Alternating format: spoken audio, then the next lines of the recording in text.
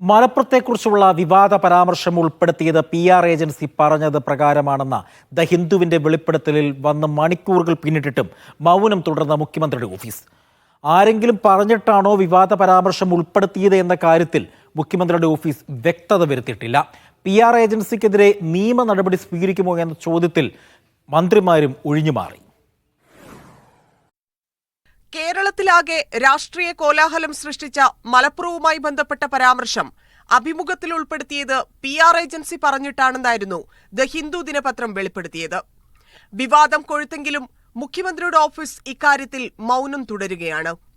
വിവാദ പരാമർശം ഉൾപ്പെടുത്തിയത് മുഖ്യമന്ത്രിയുടെ ഓഫീസിൽ ആരെങ്കിലും പറഞ്ഞിട്ടാണോ, PR ഏജൻസി സ്വമേധയാ ചെയ്തതാണോ തുടങ്ങിയ ചോദ്യങ്ങൾക്കുള്ള ഉത്തരം ഇതുവരെ കിട്ടിയിട്ടില്ല. PR ഏജൻസി സ്വന്തം ഇഷ്ടപ്രകാരം ചെയ്തതാണെങ്കിൽ വ്യാജവാർത്ത ചമച്ചതിന് കേസെടുക്കേണ്ടി വരും. അതിനിടെ PR ബന്ധം പറഞ്ഞുള്ള ഹിന്ദു വിശദീകരണം തള്ളിപ്പറഞ്ഞ് മന്ത്രിമാരും നേതാക്കളും രംഗത്തെത്തി. മുഖ്യമന്ത്രിക്ക് അഭിമുഖം നൽകാൻ PR ഏജൻസിയുടെ ആവശ്യമില്ല എന്ന് പറഞ്ഞ മന്ത്രിമാർ ഏജൻസിക്കെതിരെ നടപടിയെടുക്കുമോ എന്ന ചോദ്യത്തിൽ നിന്ന് ഒഴിഞ്ഞുമാറി. അത് ഞാൻ പറഞ്ഞു, ബാക്കി കാര്യങ്ങൾ മുഖ്യമന്ത്രിയുടെ ഓഫീസാണ് പറഞ്ഞത്. ഇത്തരം കാര്യങ്ങളെ സംബന്ധിച്ച് കൃത്യമായ ധാരണ നമുക്കും ഇല്ല.